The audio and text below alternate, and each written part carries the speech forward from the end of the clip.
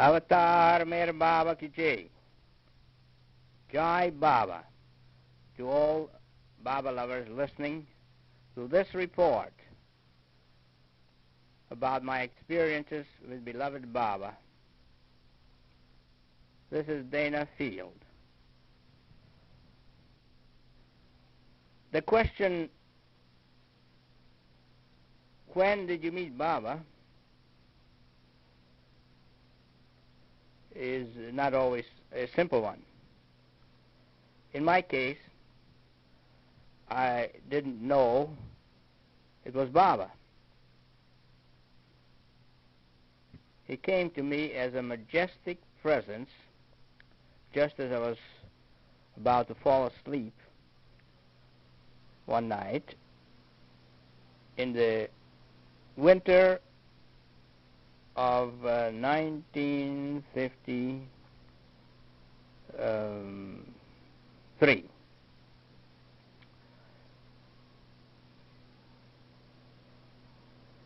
It was not so much the presence of love or the presence of power, it was majesty. And Baba gave me then my first and only experience of true humility. I felt like a pauper would in the presence of a king.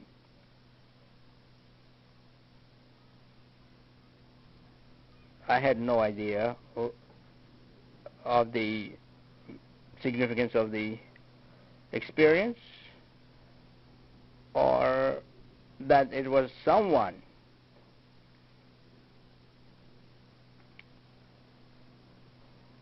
but it turned out to be Baba's call to me. I didn't know that it was Baba's call then or even later, but I realized that it was in this way. In the fall of 1954, when the men went to Meherabad for Baba's darshan, Baba asked Will Beckett, in my presence, did you read the pamphlet that was handed out to you, My Call? And that was meant for me, so that eventually I connected that as the original darshan of Baba. And when I met Baba in the physical body in the fall of 1954 at Meherabad, Baba asked me, have you met me before? I said, no. Baba said, you have. You don't remember. You have known me always. You are my own. I love you. I will help you. I tell you with the authority of my divine ego that you will see Baba in all his glory in everyone and in everything.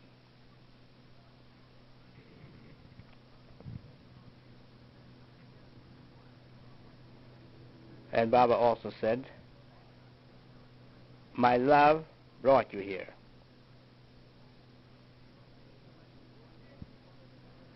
I was somewhat incredulous because I had to cash an insurance policy to go to India and borrow money also.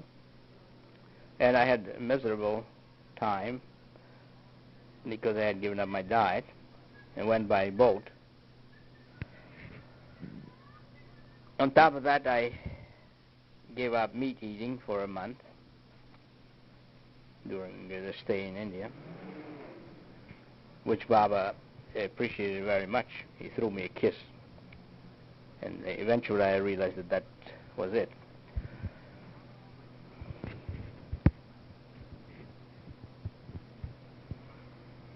Baba seeks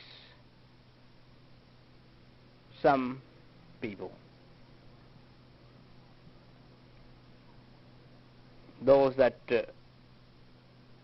are resigned in heart and mind to him, like Margaret Krask,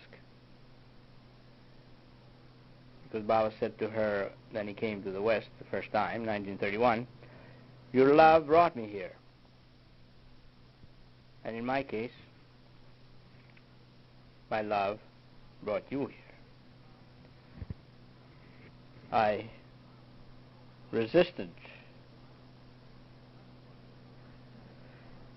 the longing of my heart for God, mentally.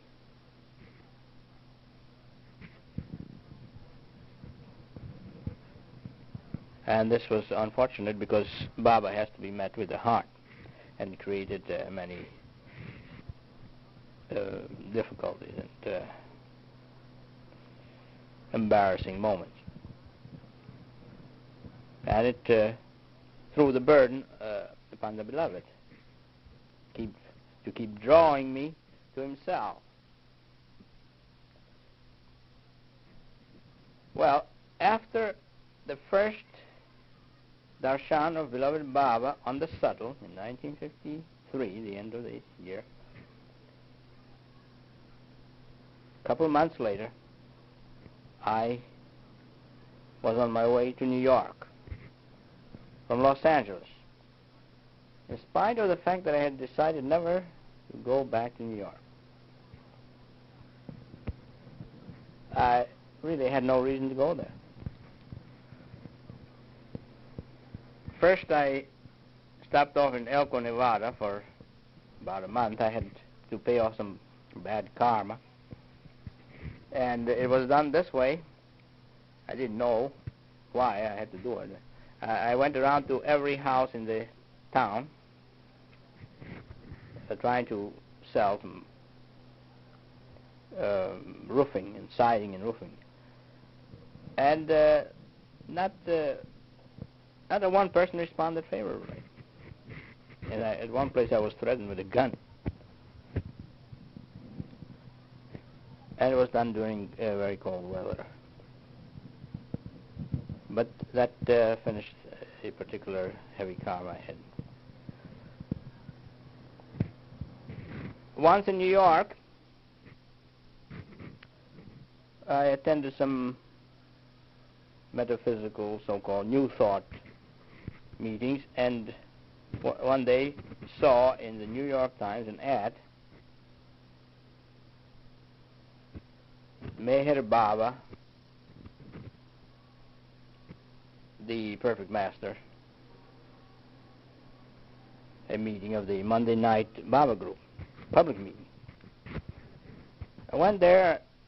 I wasn't particularly impressed because Phyllis, who presided or introduced the reader, there was no speech, was very reticent, bashful it seemed, and Darwin Shaw simply read from the discourses. That was it. However, it was a nice atmosphere, and I asked Fred Winterfeld whether I could come to the meeting in his home. He hesitated. And, however, I did go. And Baba knew of this because in 1956 in New York, in the presence of Fred Winterfeld and John Bass, he said to them, "Who invited you?" And he was referring to me. Nobody had invited me to the Baba group, and so that was another cue that it was Baba's love that drew me. Nobody was particularly attracted to me. It was not my merit.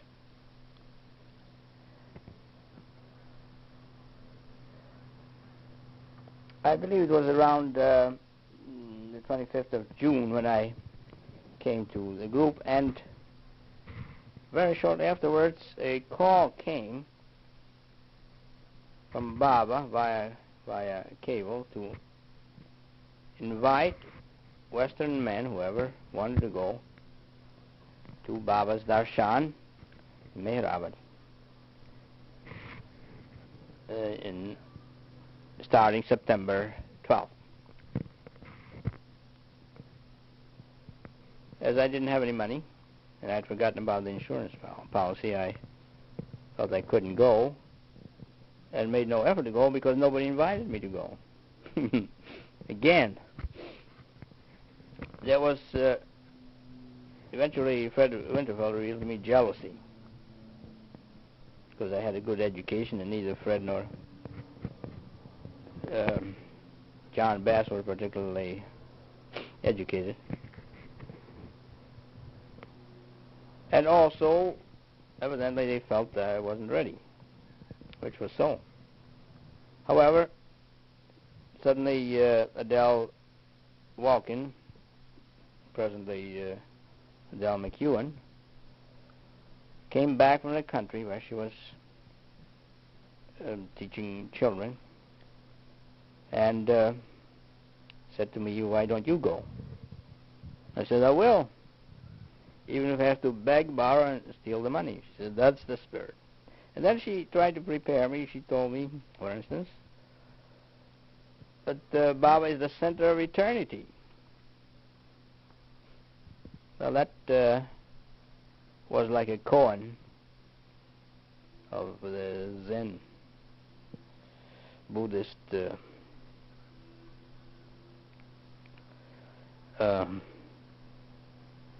movement. I couldn't make head or tail out of that, but anyway, I was impressed by it. But certainly, I had very little preparation for Baba's darshan. However, Baba took matters into his own hands.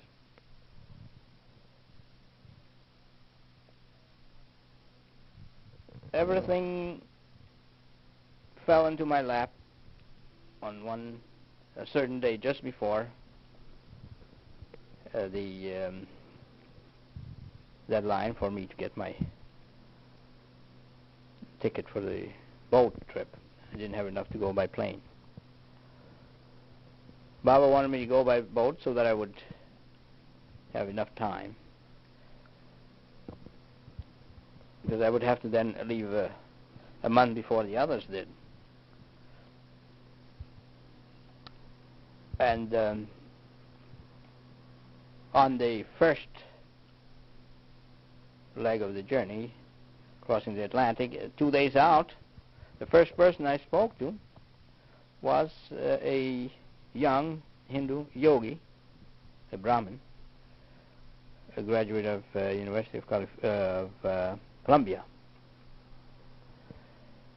in international law. Very fine young man. And he had Baba's darshan in New York. Baba said to him, gave him a message, and he wouldn't tell me what it was, of course, but considering it a guru mantra, very sacred. But he said that every word was a pearl. And he recognized Baba as a perfect master. However, he wouldn't go to Baba's darshan when I pressed him. And I said, "Is it because you're a Brahmin and Baba is Zoroastrian?" He said, "Yes." There it was, pride.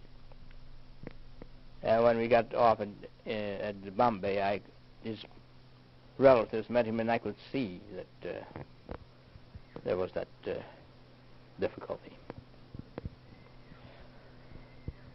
Tradition, so on. But he sang bhajans for me, told me about Ramakrishna, and he gave me quite a few ideas about spiritual life. But he gave me one bum steer, and that was that the main thing in meeting a perfect master is to ask him for an order. And that's wrong, because to pressure a master is the last thing one should do. And and it reacts upon one. And the point is not to ask for an order, but to obey it. And the result was that I asked for Baba for orders, and he kept giving me orders. I didn't recognize that they were orders, and kept pressuring Baba. The result that I had a accident in the car at 70 miles an hour, but was protected by Baba, and so was quite almost unhurt.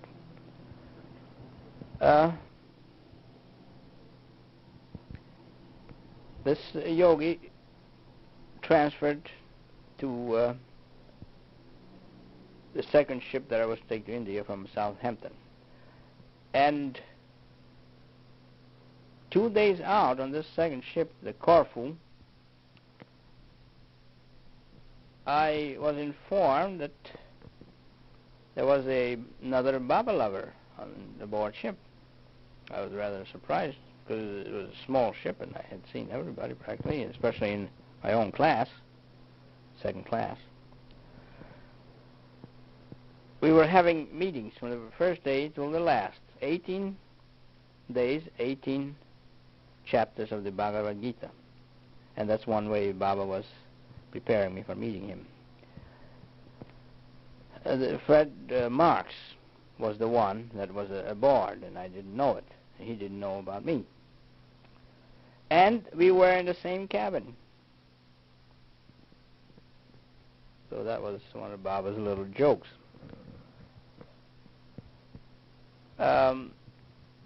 Later, Baba said to Fred Marx, you were used to bring Dana, or you were credited with bringing Dana to me. Because he was quite a help. He had been with Baba since 1937, although this was his first darshan of Baba. And he said in a letter, I go to be accepted by him.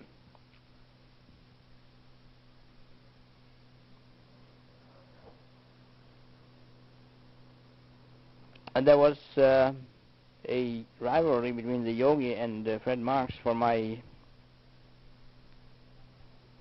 presence, because they didn't particularly care for one another, and I stuck with the yogi more than with Fred Marx, and he complained eventually.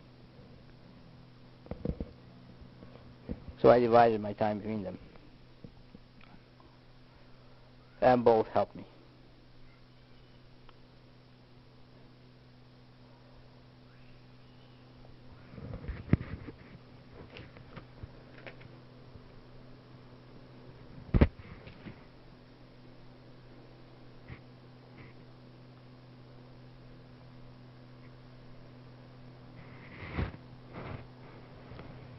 The two people that saw me off on the boat on leaving in New York were Beryl Williams and Philip Dupuis. Beryl asked me to ask Baba for, or ask in India for some beads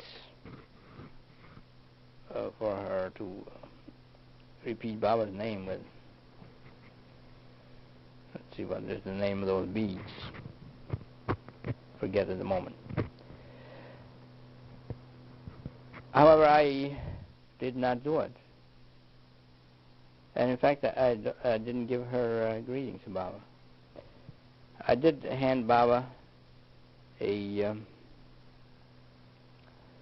bottle of bay rum for his hair that she has sent. No, I didn't hand it to him because the customs confiscated it because it had a high content of alcohol. And there was prohibition in India then. So I told Baba about it, and Baba said, well, you keep it. I didn't thank Baba for it. I didn't realize it was prasad. It wasn't confiscated. I got it back on going back. Then I gave it to I shared it for a while with Fred Marx and Will Backett. And then I gave it to the head stewardess instead of a tip, and he didn't like it. But I explained to him it was prasad. I have a bald head, so I thought, well, what's the use of using that? I didn't realize the importance of prasad myself. So I palmed it off on him. When I got back, I told Phyllis that I gave her Love to Bow, but not Beryl's. And Beryl was in the next room. They were rooming together. I didn't know she was present. And Phyllis seemed to get satisfaction from that because they evidently didn't get along well.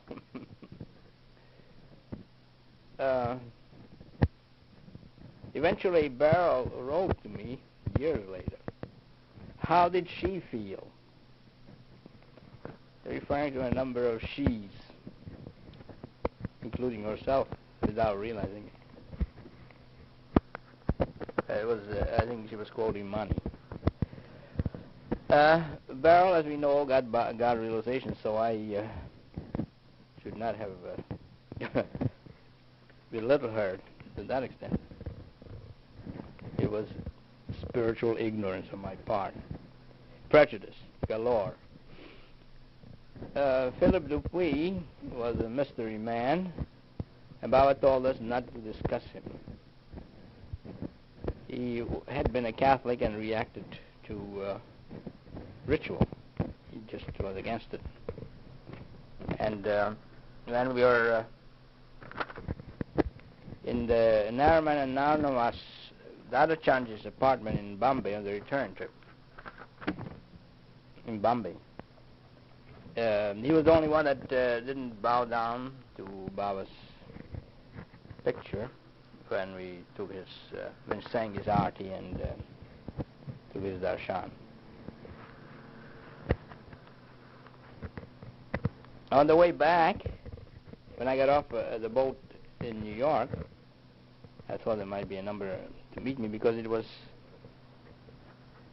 at least a month after the others had arrived that I came by boat. However, there was only Fred Winterfeld, and I was very lucky to have him come because I didn't have a cent. I just had spent all my money. And I had to stay at their house for 2 days. They were very kind to keep me there.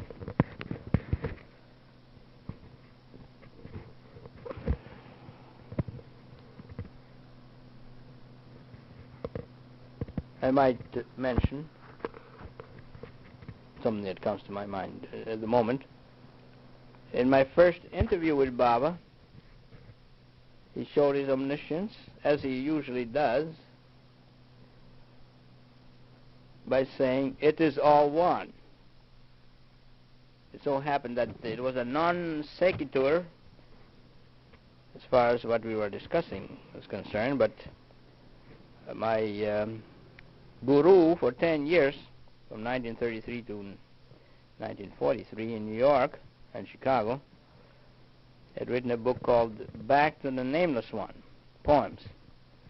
And I always wondered just who this Nameless One is. And I had, in fact, made a decision later in 48 to try to find out for the rest of my life who this one is. I took it as a mantra. And when Baba said it is all one, I was not impressed because it had nothing to do with what we were talking about. But Baba was showing me his omniscience without my realizing it. I realized it much later. And that is the way with many things that Baba said to me.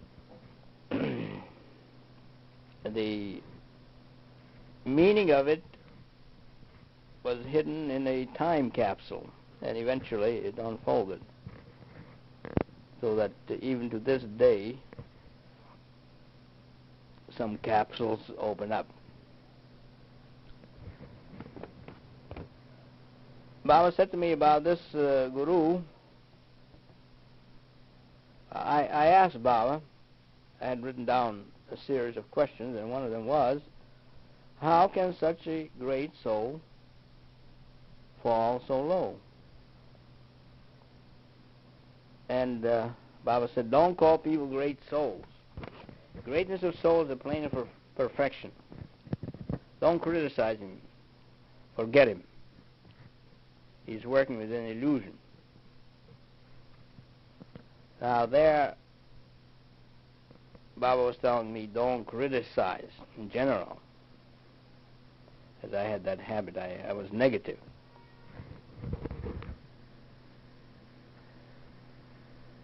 And the greatness of soul in Hindi is Mahatma, plane of perfection, one of the planes. I think it's the fifth plane.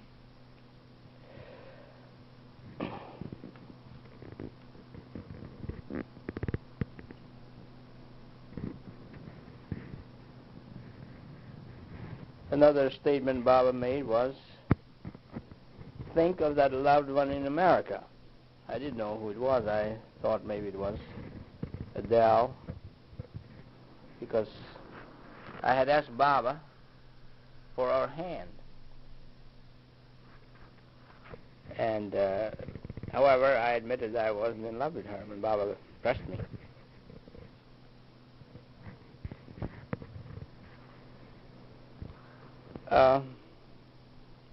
But it turned out to be eventually that it was my daughter who had drowned at the age of 6.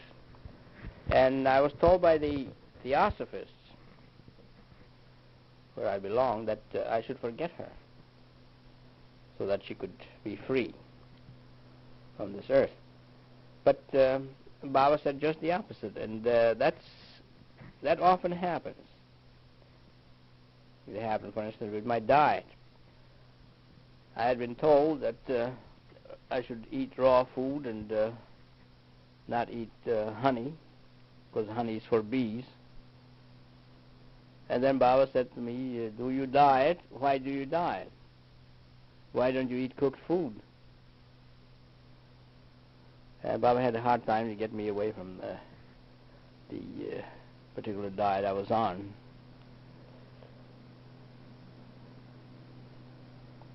And eventually I began eating raw honey, which is an excellent,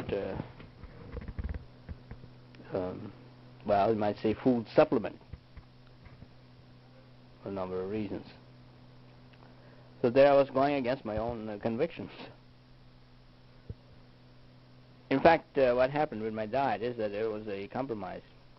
I had been eating only organic food, and then Baba did not require that I give that up entirely, just some of it. And as for in other words, there was balance, which is a key to Baba's teaching. And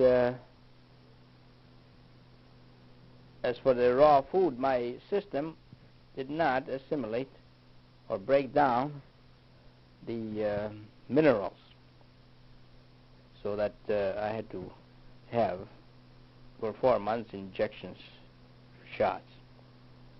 And then by eating the cooked food after that, I was able to get the necessary minerals. And Baba did say, he pulled me, and I fell over him where I was sitting on the couch. That was in Hollywood in 1956. And he said, do you diet? Why do you diet? See, you have no energy. And so in spite of all that eating, raw food, lots of it, I had no energy. But once Baba blessed my dried fruits and the cooked food, and I used to soak or cook a little bit the dried fruits also, so that my diet was completely cooked in obedience, it worked out nicely. At the time, Baba got up from the couch, and Marion Florsheim was standing at some distance, about 10 feet away, or 5 feet from Baba. And Baba, she was reading and was not even looking at us, and Baba ran towards her, and that's a short distance. And she just still didn't look up, and or if she did, she didn't. She went back to reading, and Baba went back and ran again to her. This time faster, mincing little steps. And I saw he had tiny wings on his ankles, 2 pairs of wings. Baba was saying thus, eventually I understood it, that you see you have no energy, and her name was Energy, and in running towards her, that she wasn't pressing him, she wasn't pressuring him for his attention, and yet her love drove him to her. Baba was running towards her, and in my case he had to pull me towards himself, and I was unwilling to follow him even then. So there's again the difference between those that love Baba and those that resist love.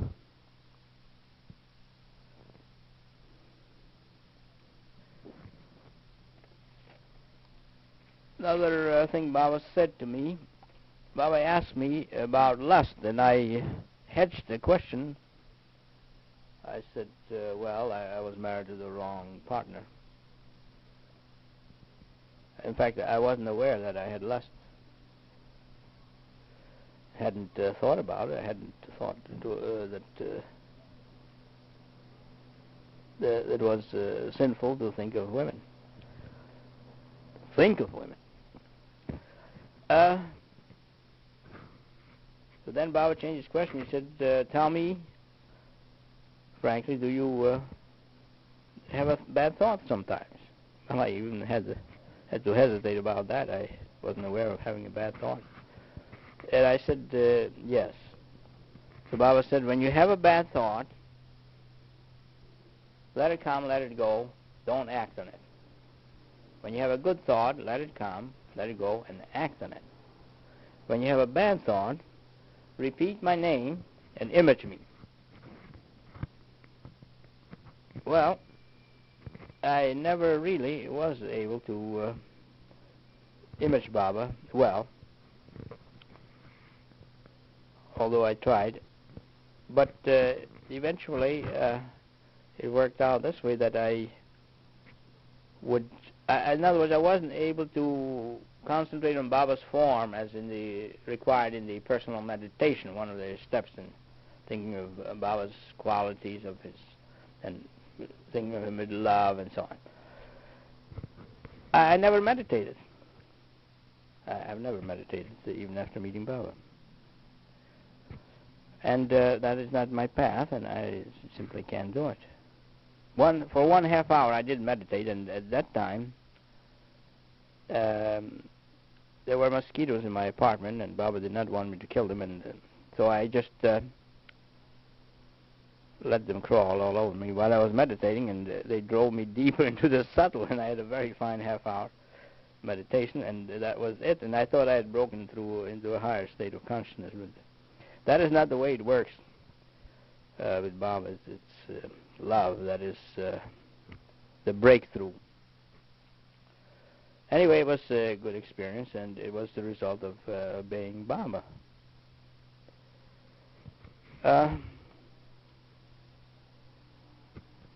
But then I have been able to image Baba in thinking of his times I met him, and in relation to the experience and what he said, and of Baba's films, of Baba's pictures. At one time, I memorized all the pictures I had on the walls in my apartment, and I have practically all my pictures on the walls and tables. And I was able to mentally go around the room and in order and image the many pictures. I had about 175 pictures. Of course, I must have missed some. Eventually, I wasn't able to do that. In fact, my mind resisted so much that I wasn't even able to repeat Baba's name for 2 months. And As a result, I got sick, more or less sick. I lost contact with Baba. Baba cabled to Phyllis here in Los Angeles. Where's Dana? And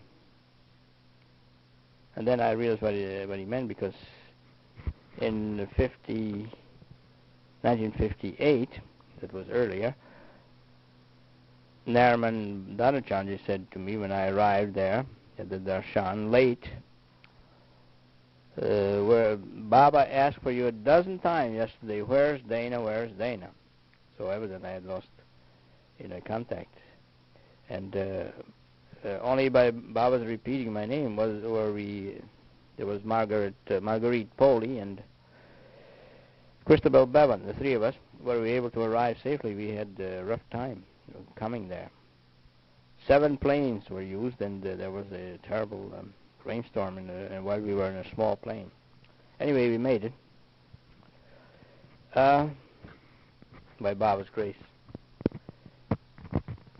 And as a result of not repeating Baba's name, I had some trouble with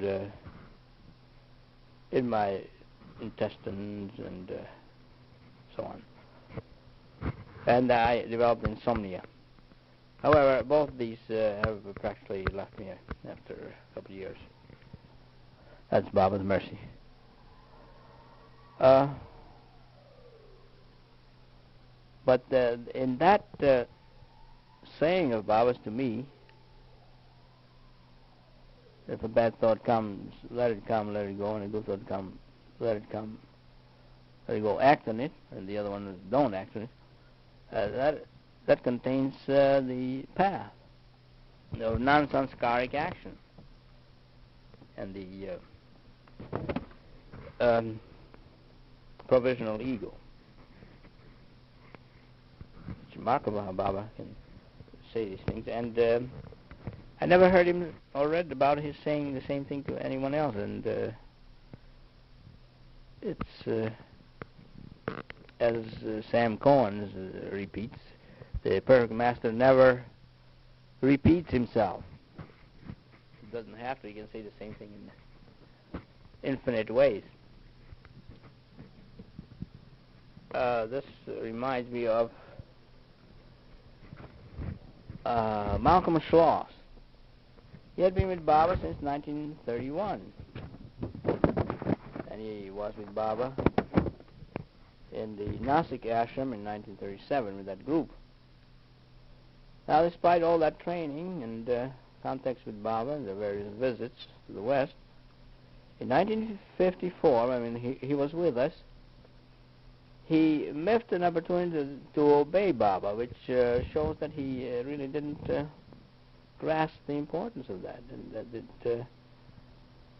it's a connection with the love for Baba. And it happened this way.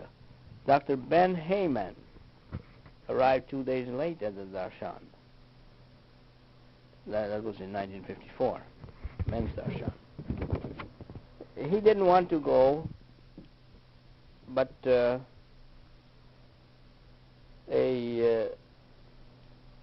Baba lover who had defected from Baba, Madha Lav is her name, paid his way to India. She knew that he had been her brother in the past incarnation, and she therefore was willing to pay his way, although he could very well have paid his own way.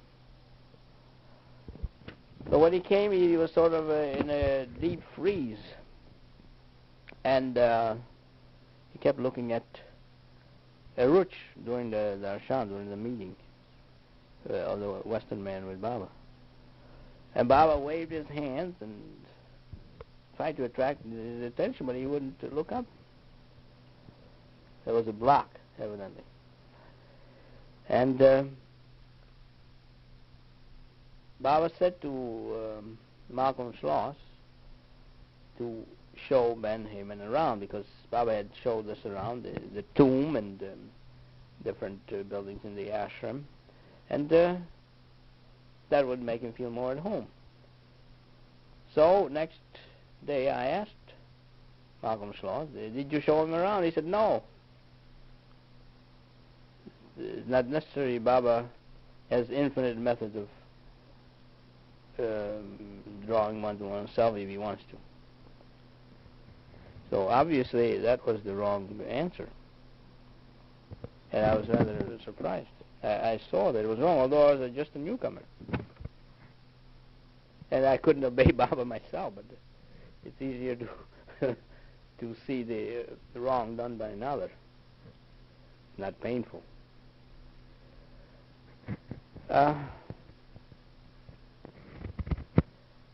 The Western men more or less belonged there together. Now, those that didn't belong were not there. For instance, Don Stevens. I was rather amazed when I heard that he was second in charge of Sufism reoriented, and he wasn't there. So I asked the Sufis from the United States, Joseph Harb and Lud Dimple, why he didn't come, and they said, well, he's sick. Baba wanted him to write, to edit God Speaks, along with Mr. Deuce, and Don, being an executive in business, was evidently loath to do it. So Baba used one of his infinite methods. He was sick, and he had to stay home, and so he had plenty of time on his hands to do the work. But Don was sort of a loner, or he belonged in a class by himself, perhaps better than the rest of us, or some of us. Anyway, it fitted in best with Baba's plans, and he therefore had in the future access to Baba at Meher Azad any time that he passed by there, and that was not infrequently in his travels for Aramco. And another one that was absent was Dr. Harry Kenmore. He had come to the group there in New York just before me, and somehow he didn't go to India with us. And he regretted it very much afterwards, but too late. But Baba wanted it that way. He just then after that he went by himself again and again and stayed with Baba. And the group was not at all homogeneous. It was heterogeneous. There were great differences between us. For instance, Will Beckett and Mary Beckett got God realization from Baba. I mean, Mary was not there, but the pair of them got God realization. And he had been with Baba since 1931, I believe.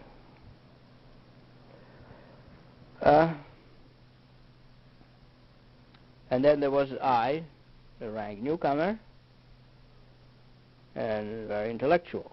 Baba said about me in private to Aruch, boy, is he intellectual. And that means, in relation to Baba, just ignorant. Because as the Bhagavad Gita said, the mind is the slayer of the real. Slay the slayer. The mind is opposed to God. It is an instrument of Maya.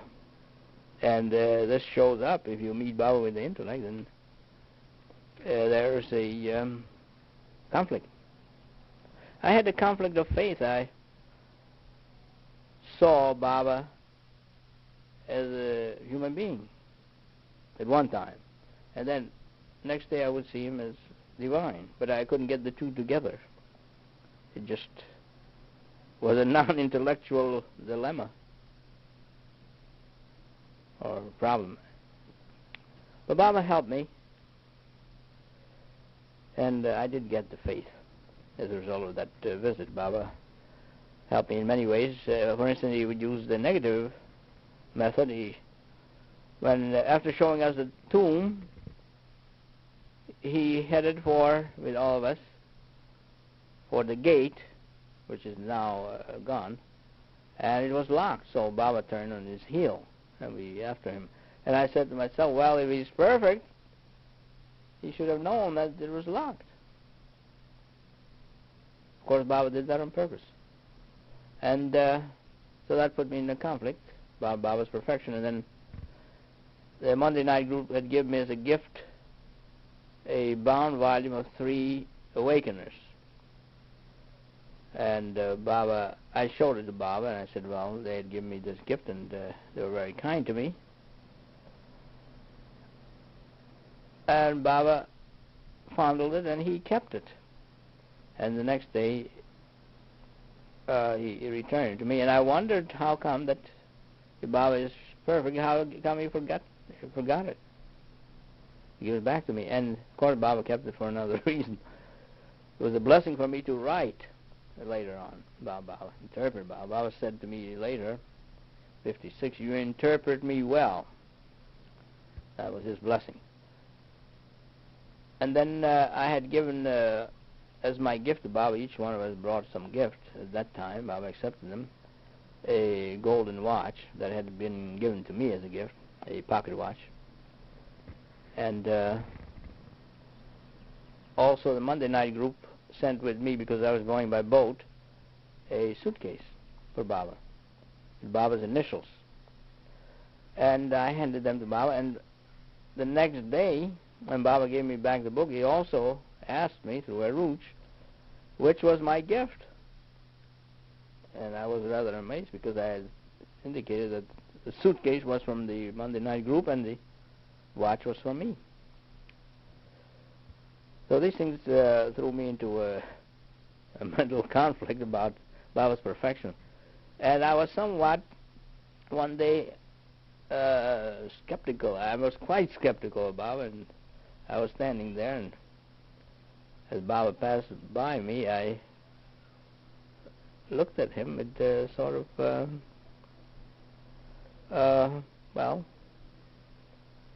I don't know what to call it, but it was lack of respect. And Baba closed his eyes. He did not give me his darshan. But that's the mind. That's the result of meeting Baba with the mind instead of the heart. I noticed that Joseph Harb was very affectionate toward Baba, and first meeting him, when we embraced Baba, my embrace was just perfunctory, more or less, and I wasn't used to embracing anybody, and so it wasn't cold, but it wasn't warm. But his was very affectionate. In later years, Joseph told me that he had not met Baba since Zoroaster.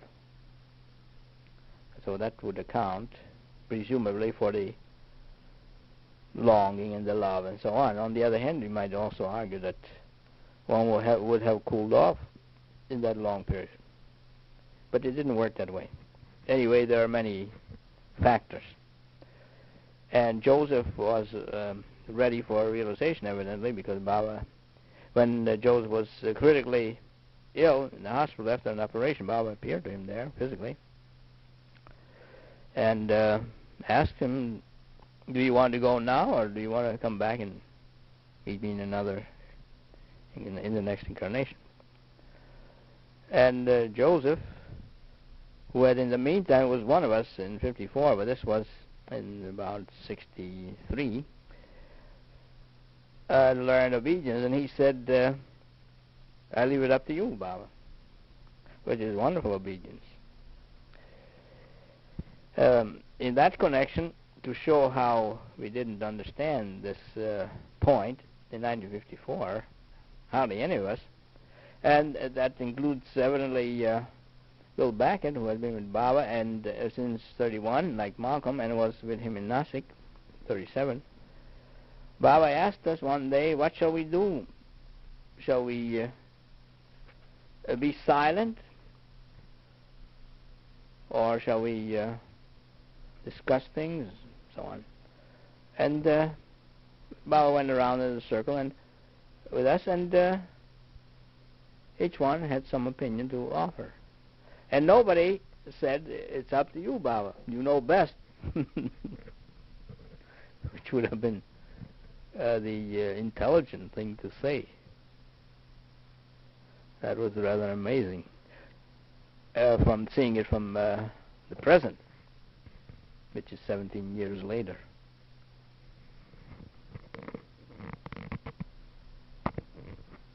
And it's still not easy to say that to Baba, to leave everything to Baba. One has to be 100% resigned.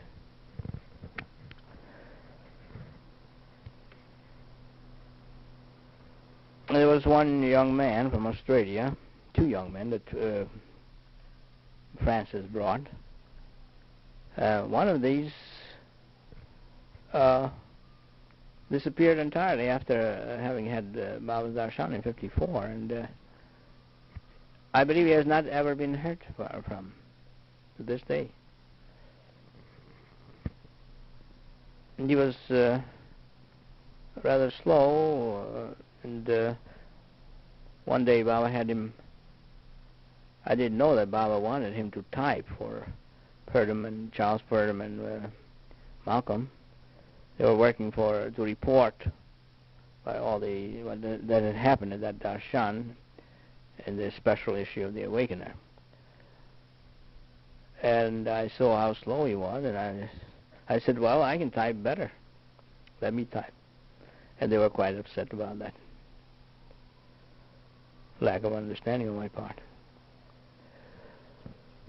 Because it was very important. It is very important to do something when one is with Baba, because whatever you do, whatever energy you expand, is multiplied afterwards in the future.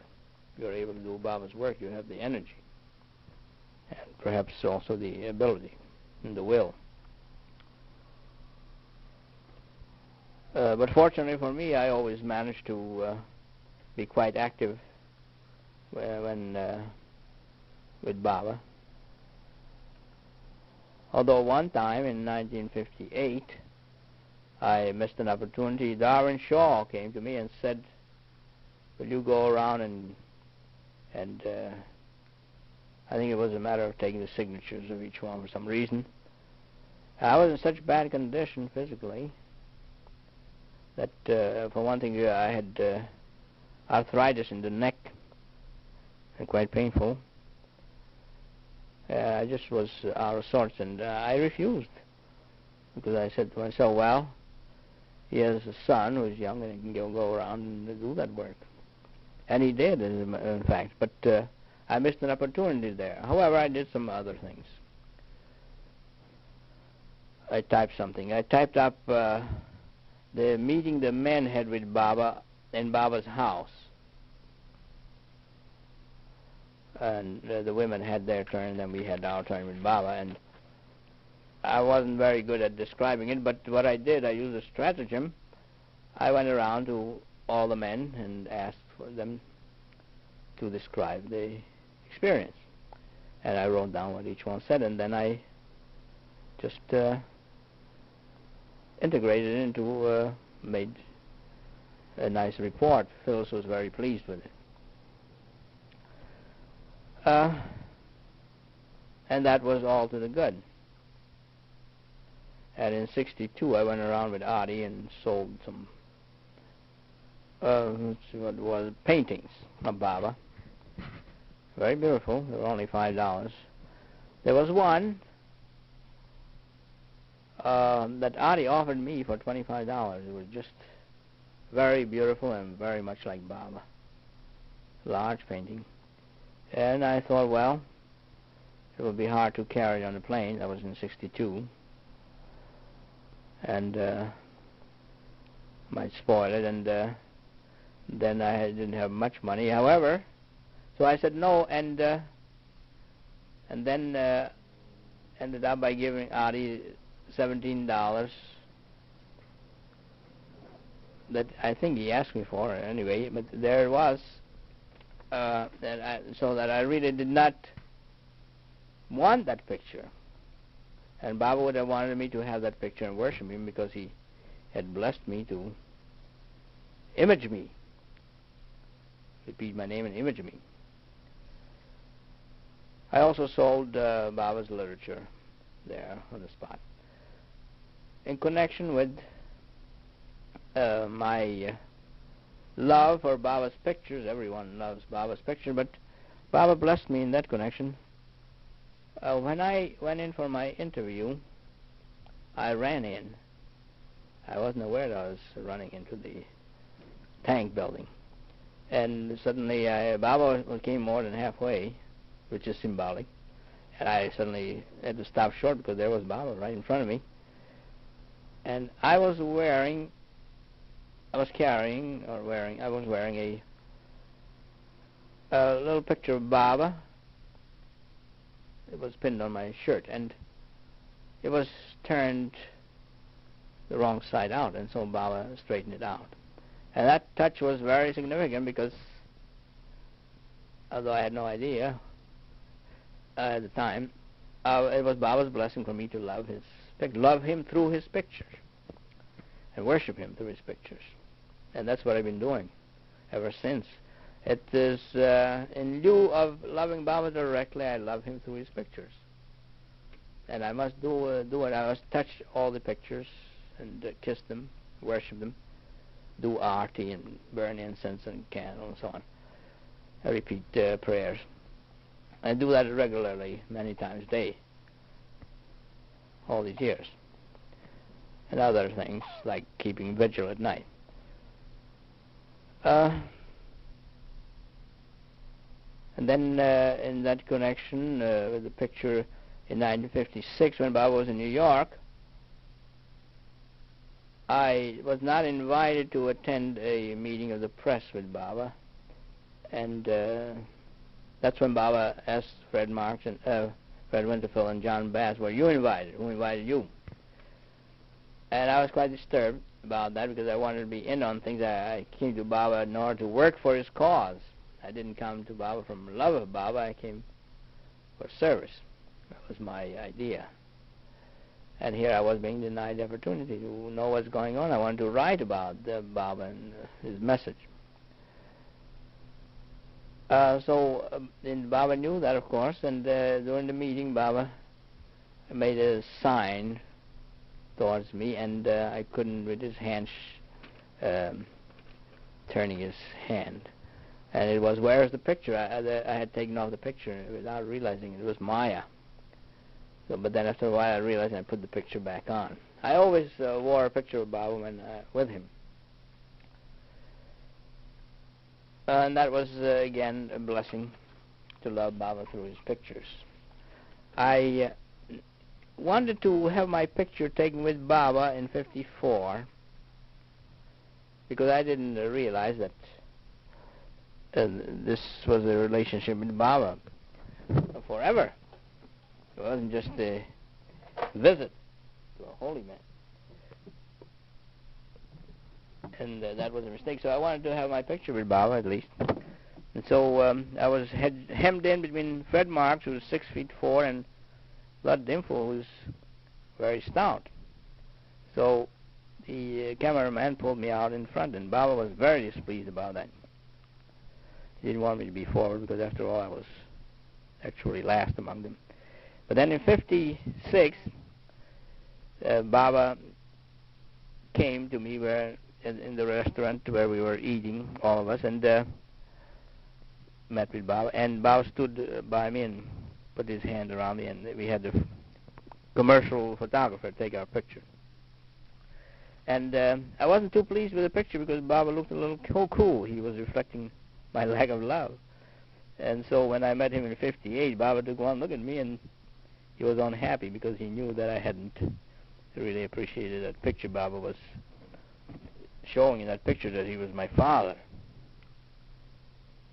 And he also gave me a healing by holding his hand under my arm, left arm. I had a great pain in a nerve in the elbow, and I could hardly concentrate. And I was supposed to start writing for Baba, so Baba, eventually, in a couple of months, the pain left me, and for good.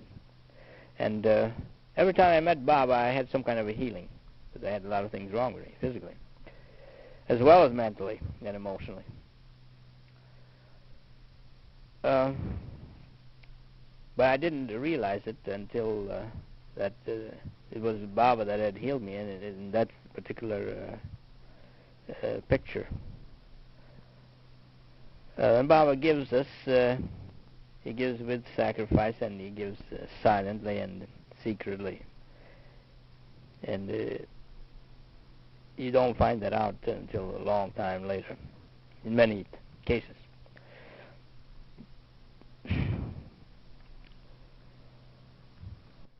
These physical healings are really a bonus, a special blessing from Baba, because primarily the idea is for us to get healed spiritually.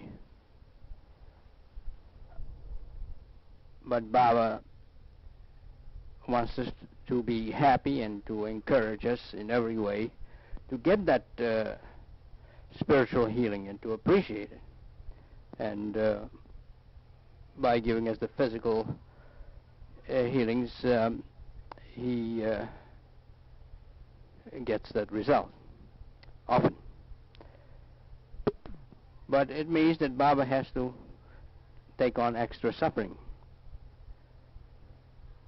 because that karma has to be paid for somehow. But Baba doesn't say anything about that. He just says that he suffers infinitely, vicariously, for one and all. So that is understood, therefore, in relation to the individual also. So one should at all times be infinitely thankful to Baba for whatever he gives, or even when he doesn't seem to give anything. And sometimes when he seems to deprive us of something that we feel we should have. It's all for our best. On the one hand, we don't know how wonderful we are as souls in relation to our spiritual resources, and on the other hand, we don't know how terrible we are because of our ego and our sanskaras and our past in this and other lives. Baba doesn't stress the point of thankfulness. He somehow feels that it is all covered by love. If one loves Baba, then it follows that he will be thankful, and he will appreciate and understand and value. But of course, it doesn't always work that way, because we are all too human and we tend to take something for granted. For instance, I used to take for granted that whatever I get from Baba, well, I'm paying for it by my own suffering, by my work for Baba, so to speak. But